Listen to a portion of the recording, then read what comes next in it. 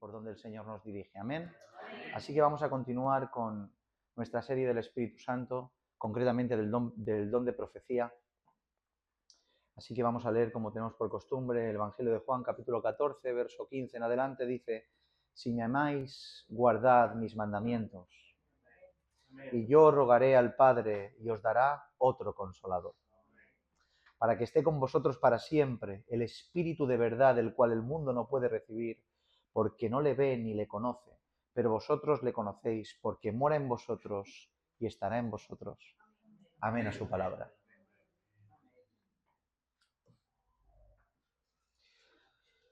Durante estos sermones, estos últimos sermones, no todos los sermones, hemos hablado acerca del don de profecía. Hemos intentado recordar, para hacerlo, las bases de lo que es la profecía a nivel general, para intentar darle el contexto apropiado al don en particular. Para ello, por un lado, demostramos que la profecía, aunque toda ella es parte de la revelación, se manifiesta en diferentes niveles y contextos. ¿Recuerdan? Un poquito de contexto, un poquito de recordatorio de lo que hemos estado tratando con el don de profecía. Por un lado, diferentes niveles y diferentes contextos, y por el otro estuvimos demostrando, y este dato es importante, que las Escrituras, la Biblia, son el medio que Dios designó para que toda la profecía quedara registrada y fuera la única y mayor fuente de revelación profética a utilizar en la Iglesia de Cristo, entre medio de nosotros.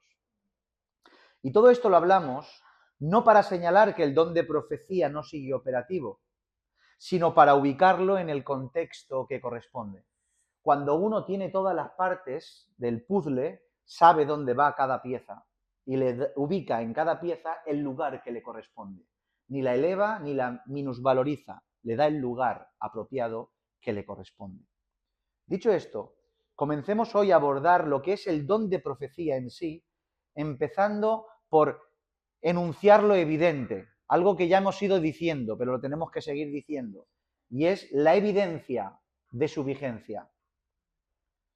No vamos a redundar mucho en esta evidencia, ya que es algo que hemos mencionado a lo largo de estos sermones. Sin embargo, algunas menciones importantes necesarias. Podemos observar cómo desde muy temprano, desde muy pronto, que la iglesia emergente en Cristo Jesús comienza, ya el apóstol Pedro deja una clara evidencia de que la profecía, aunque en un nivel diferente, como ya hemos enseñado, seguirá siendo uno de esos medios de revelación utilizados por Dios mediante su Espíritu para ministrar a la iglesia. Desde muy pronto ya el apóstol Pedro nos muestra esta gran verdad y evidencia.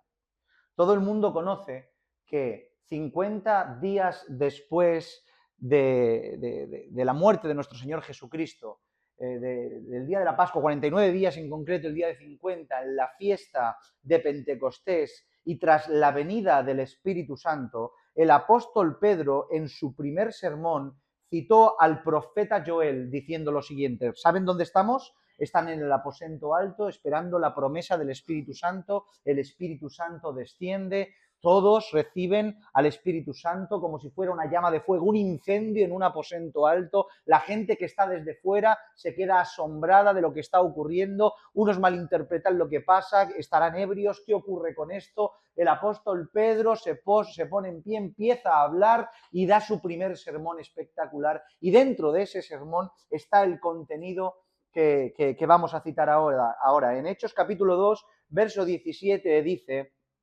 y en los postreros días, este es Pedro hablando a la audiencia, y en los postreros días, dice Dios, derramaré de mi espíritu sobre toda carne.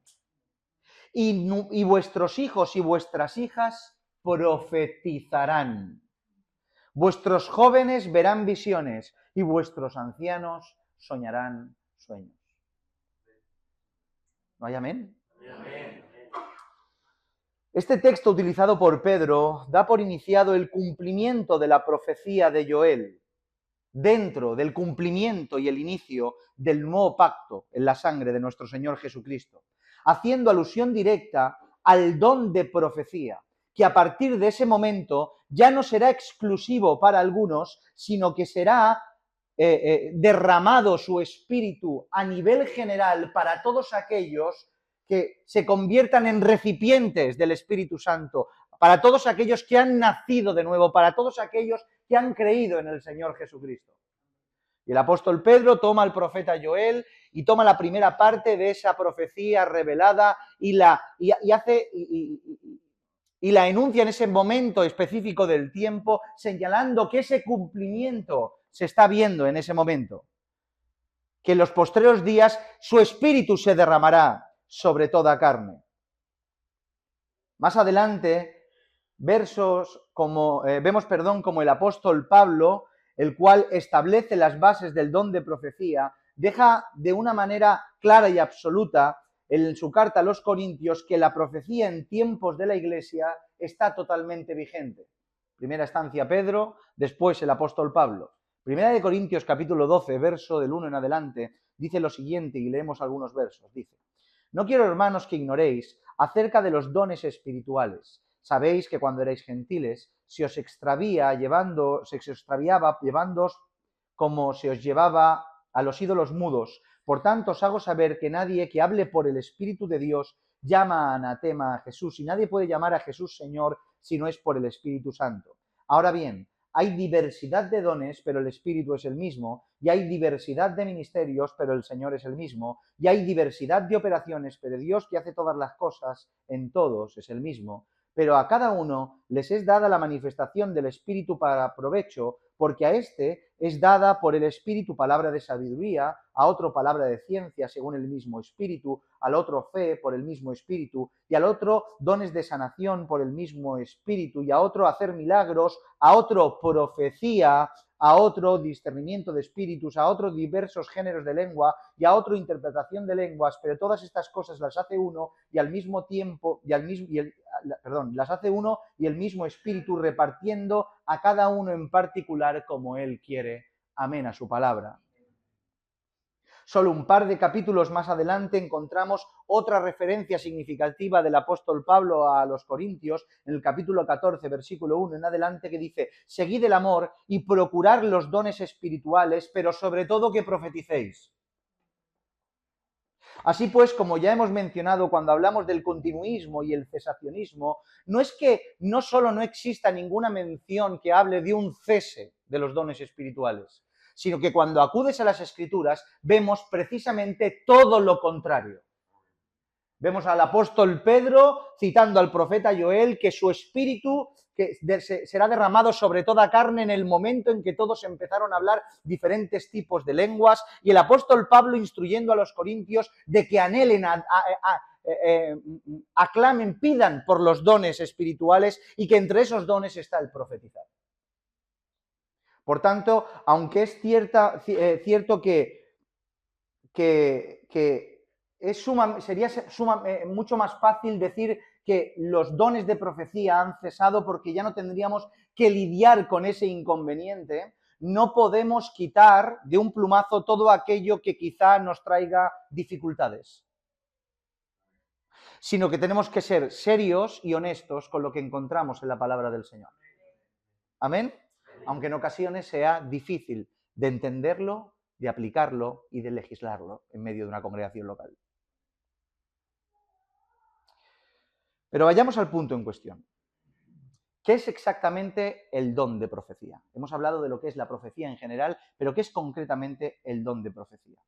En primer lugar, mencionemos lo que no es, ya que ese ejercicio, como hemos visto a lo largo de todos estos sermones, nos ha sido muy práctico para al final dilucidar qué es aquello que es, porque vas quitando cosas que no son y al final te quedan más opciones para decidir lo que en realidad es el asunto en cuestión, en este caso el don de profecía.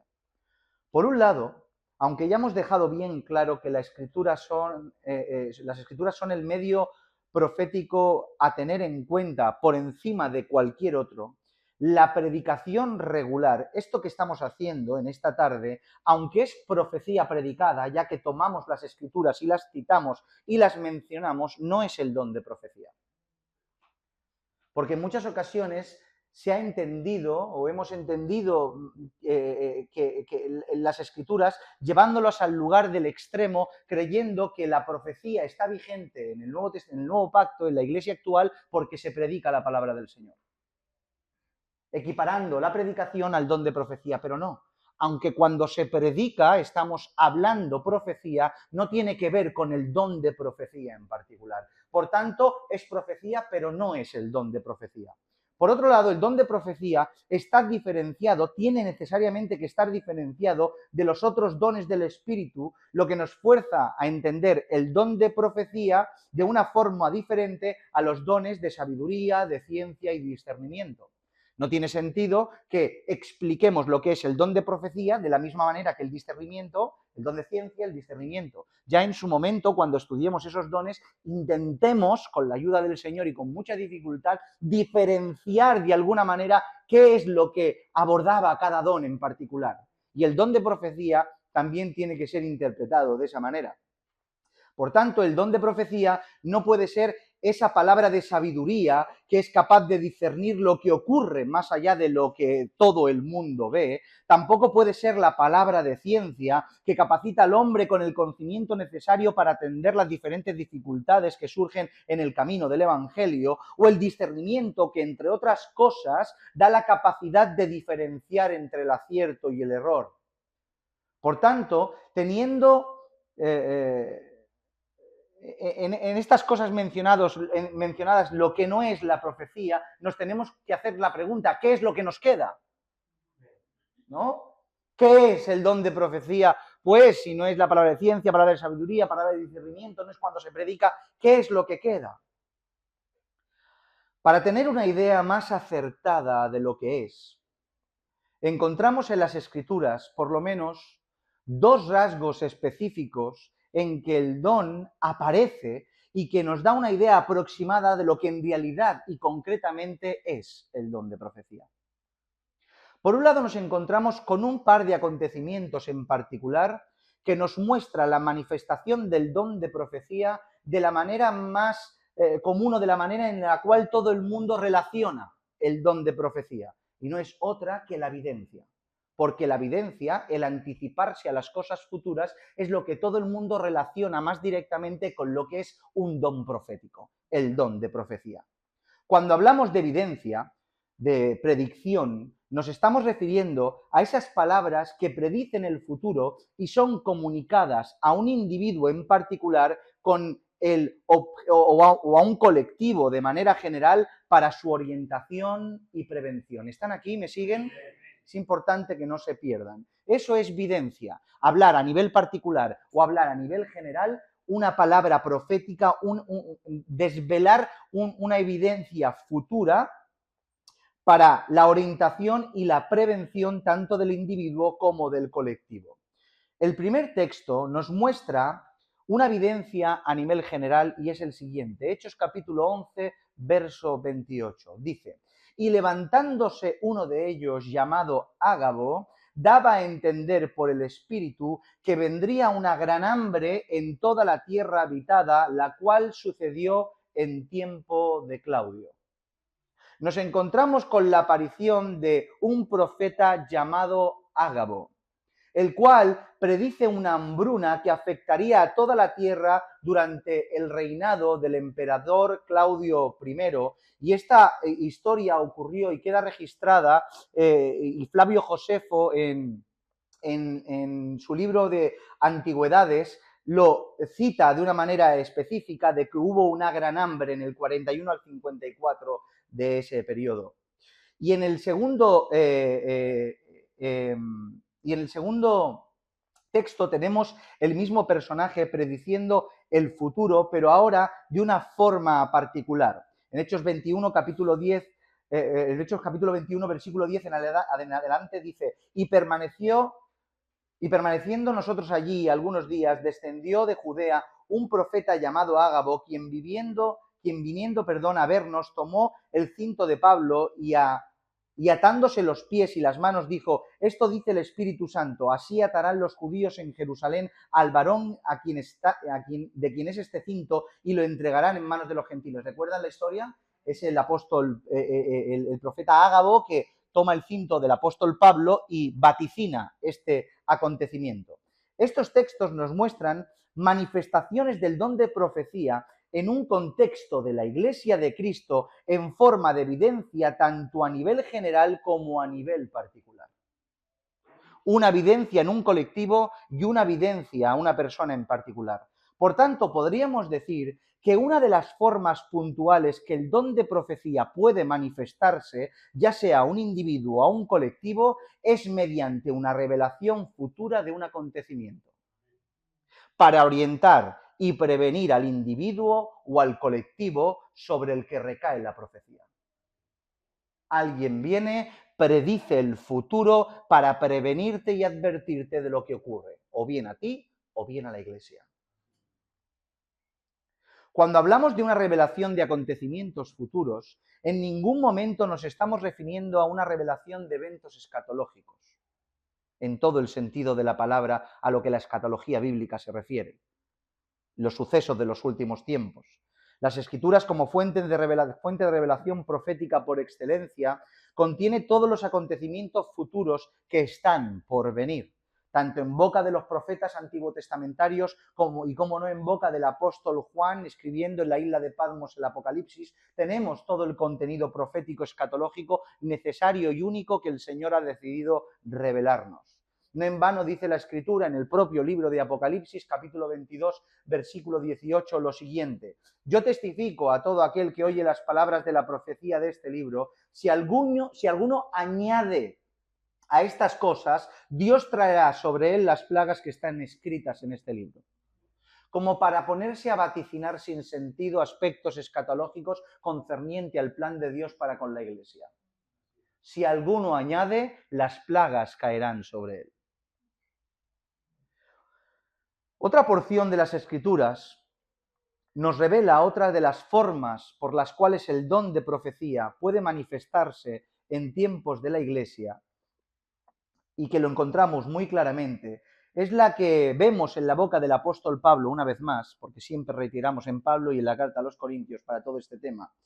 En la carta a los Corintios, Pablo lo deja bien claro. El texto a considerar es el siguiente. En 1 Corintios capítulo 14, versículo 3, dice así la palabra del Señor: pero el que profetiza habla a los hombres para edificación, exhortación y consolación. Edificación, consolación, exhortación y consolación. El apóstol Pablo, en un contexto de cómo y de qué manera tiene que administrarse los dones del Espíritu, nos enseña claramente cuál es el propósito concreto de la profecía. Estos términos son principios conocidos por todos nosotros: exhortación, edificación, consolación, principios y conceptos conocidos por todos, así que no hace falta detallar mucho al respecto en cuanto a todo esto. No obstante, recordemos algunas cosas en cuanto a ello. Por un lado, nos encontramos con lo que significa edificar, edificación. La palabra griega para edificación, oikodome, significa una palabra compuesta, está compuesta por una palabra, por un lado, oiko, que tiene que ver con casa, con familia, con templo, y por otro lado, con doma, que significa y tiene que ver con construcción, con edificio. Por tanto, la palabra edificación en su original no dista mucho de la comprensión que nosotros tenemos para edificación. O sea, una edificación es algo que se va construyendo paulatinamente con el paso del tiempo. ¿Entienden esto? Así pues, se utiliza este principio de arquitectura para mostrarnos de una manera clara cuál es el propósito. Y no es otro que la edificación del cuerpo de Cristo. Esta profecía viene, este don de profecía viene para la edificación, construcción del cuerpo de Cristo. Por otro lado, nos encontramos con la palabra exhortación, una palabra que gusta y no gusta, ¿verdad?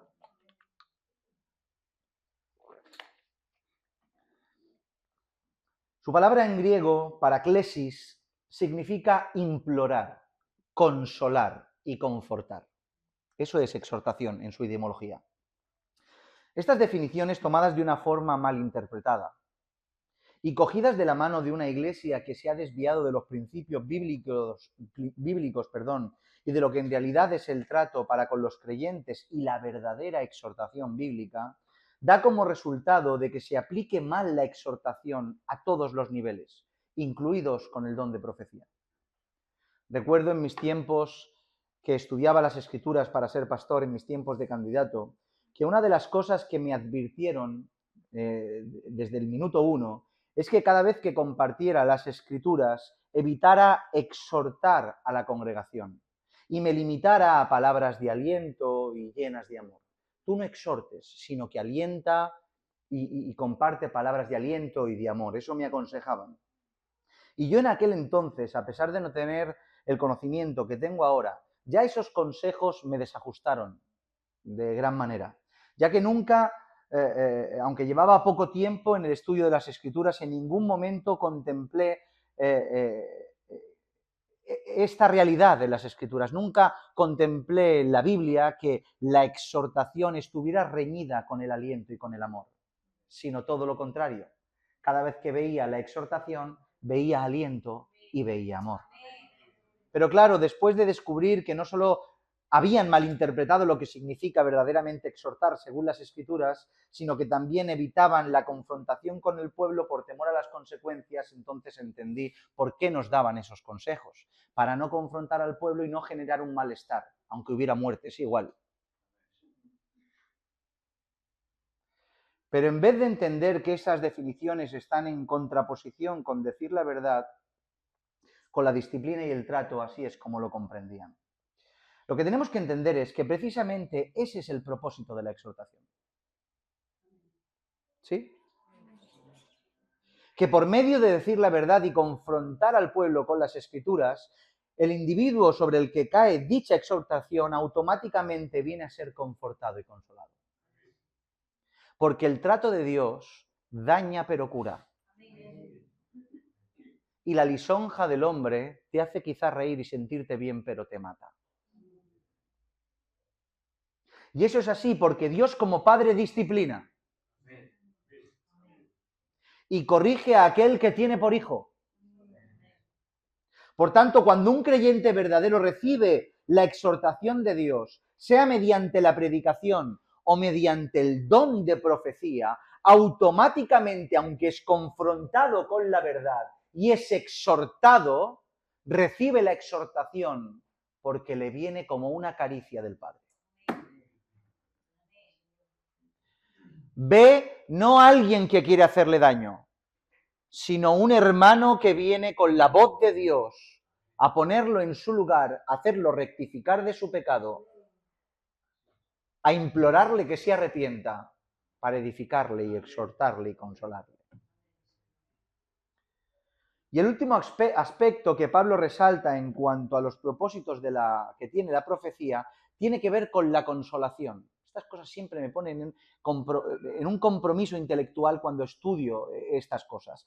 Otra vez habla de la consolación. En griego, paramousia, que sin más es consolación.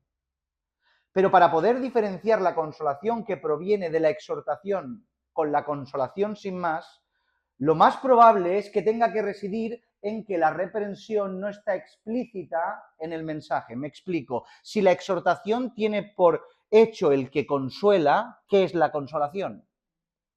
No sé si entienden esta lógica.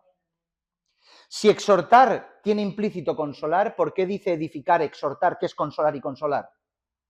Porque esta consolación tiene que ser diferente a la exhortación que tiene consolación. ¿Entienden esto? Por tanto, la única manera lógica y bíblica en el compendio total del estudio de la Escritura que te da que puedes traer una posibilidad de que sea así, es que ese tipo de consolación no necesita necesariamente una reprensión previa para consolar. Si la exhortación tiene que ver con reprender una conducta para recibir exhortación y consolación, la consolación en sí probablemente tiene que ver con que viene una palabra mediante el don de profecía a consolar el corazón del abatido que lo recibe, no porque haya cometido un pecado, sino porque lo esté pasando simplemente mal. ¿Entiende? Por tanto, esa consolación no necesita necesariamente, valga la redundancia, tener una reprensión previa para que el Señor después te extienda la mano. Simplemente viene el Señor consolando tu corazón sin más. ¿Entienden esto?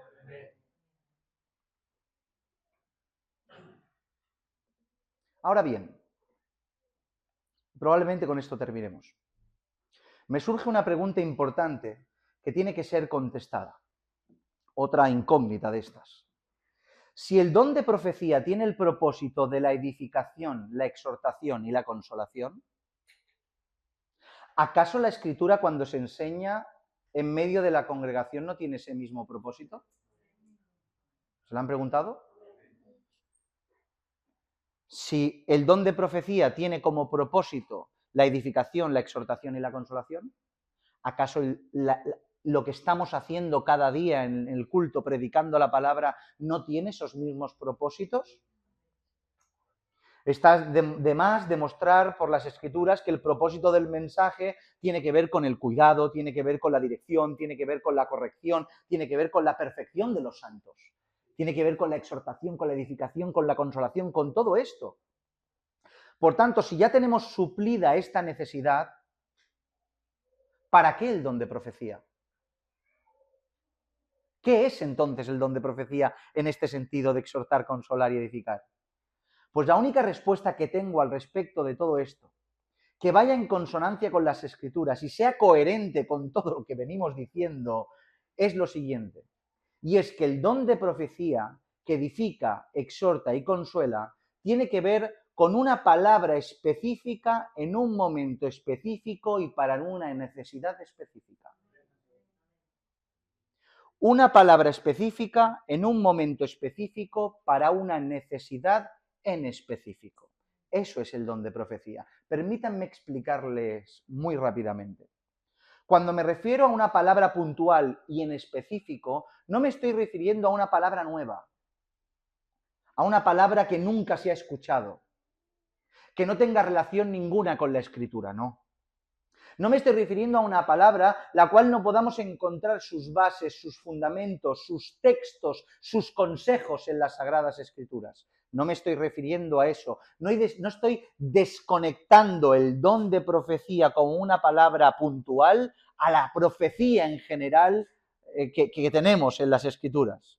A lo que me refiero es que Dios, en un momento en concreto, capacita a alguno de sus hijos con el don de profecía para hablar o bien a una persona en específico o bien a una congregación en general una palabra de edificación, exhortación y consolación con su base en las Escrituras. ¿Entienden? Viene alguien con el don de profecía y comparte una palabra puntual en específico con su fundamento en las Escrituras. En un momento específico, para una persona o una iglesia en específico, para una necesidad en específico.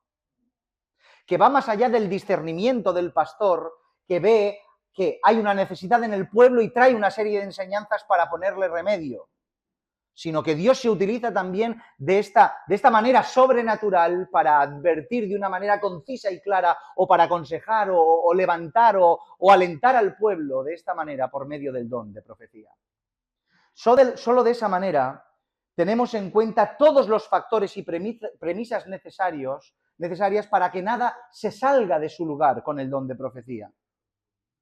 Tenemos la revelación profética más segura como fuente de toda nuestra información y seguridad y prueba cuando compartimos el don de profecía, que es la Escritura. Se protege a la congregación de cualquier mensaje subjetivo impulsado por el sentimiento puntual del individuo y nos proporciona una definición particular de lo que es el don de profecía, separada de la propia predicación y separada de los otros dones proféticos que menciona la Biblia. Y solo de esta manera que lo hemos explicado podemos separarnos y diferenciarnos y darle una forma adecuada y bíblica de lo que en realidad viene a ser el don de profecía. ¿Me siguen? Terminamos con esto. Aunque es muy complicado encontrar en las Escrituras del Nuevo Testamento un relato que registre cómo se manifiesta el don de profecía en medio de la iglesia local, Quizá este ejemplo sea el que más se acerque, o encontremos en este texto uno de los ejemplos en cuanto a cómo se manifiesta el don de profecía. En Hechos capítulo 15, en el versículo 32, leemos lo siguiente. Dice: y Judas y Silas, como ellos también eran profetas, consolaron y confirmaron a los hermanos con abundancia de palabras. Amén. No hay más. Otra vez. Y Judas y Silas, como ellos también eran profetas, consolaron y confirmaron a los hermanos con abundancia de palabras. Estas cosas me hacen gracia porque todo el mundo parece ser que entiende que la profecía tiene que estar, que ya hablaremos de esto en el siguiente sermón, cada 2 por 3, ministrándose en la congregación, en medio de la iglesia, y cuesta la vida encontrar algún rasgo de la manifestación de este don en el Nuevo Testamento. ¿No ven una cosa extraña? Pues una vez más, consolaron y confirmaron a los hermanos con abundancia de palabra. Este acontecimiento es la consecuencia de la resolución del Concilio de Jerusalén celebrado en el 50 después de Cristo. Lo hemos dicho 1.000.000 de veces. Hubo un problema en Antioquía de Pisidia por unos que encubiertamente fueron allí a inquietar a los gentiles y tuvieron que subir a Jerusalén, Pablo y Bernabé a tratar, y algunos hermanos más, a tratar el problema que estaba ocurriendo. Y al final tomaron la resolución de que no se inquietara más a los gentiles con diferentes aspectos, leyes y ordenanzas que solo tenían que ser aplicables a los judíos, y escribieron unas cartas y las repartieron a las diferentes iglesias que había gentiles y que estaban siendo inquietados. Y ahora se nos dice que Judas y Silas en ese momento...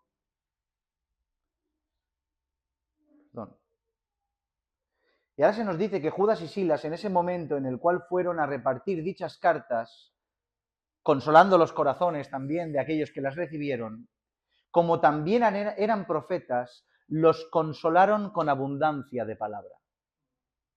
Es cierto que esta consolación con abundancia de palabra se puede interpretar de diferentes maneras, lo admito. Es cierto que esta consolación con abundancia de palabra puede ser que tras entregarles la carta y explicarles lo que la carta significaba y su rol en su contexto de gentiles tenían con la Iglesia del Señor, sus corazones fueron consolados. Es una interpretación completamente válida. También es una interpretación completamente válida de que esta consolación por medio de abundancia de palabra tiene que ser que después de entregarles las cartas se quedaron allí y empezaron a predicar la palabra del Señor, y por medio del mensaje normativo fueron consolados sus corazones. Pero también es verdad que puede ser que en cierto momento puntual estos hombres de Dios, los cuales no es casualidad que añada que eran profetas, esto venga a referirse que en un momento puntual, impulsados y movidos por el don de profecía, les hablaron una palabra desde las Escrituras concreta en un momento puntual a una persona, una iglesia en específico, para una necesidad en específico, y por tanto sus corazones fueron consolados. Por tanto, también es una interpretación válida ver en esta porción de las Escrituras el don de profecía manifestándose y puesto por obra en una iglesia del primer siglo de nuestro Señor Jesucristo. ¿Entienden todo esto? Así que, mis hermanos, estos dos aspectos del don de profecía, o bien la evidencia, o bien la palabra puntual para edificación, exhortación y consolación, son las únicas dos formas y los dos únicos registros que las Escrituras muestran en cuanto a lo que es y cómo se debe aplicar el don de profecía.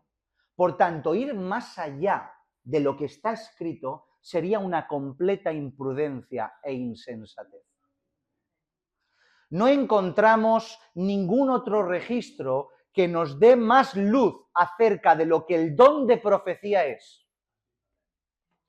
Una evidencia para advertir y prevenir a un colectivo y a un individuo, o una palabra puntual con su base en las propias Escrituras, a una persona en específico en un momento específico y para una necesidad en específico, para edificar, exhortar y consolar para la gloria del Señor.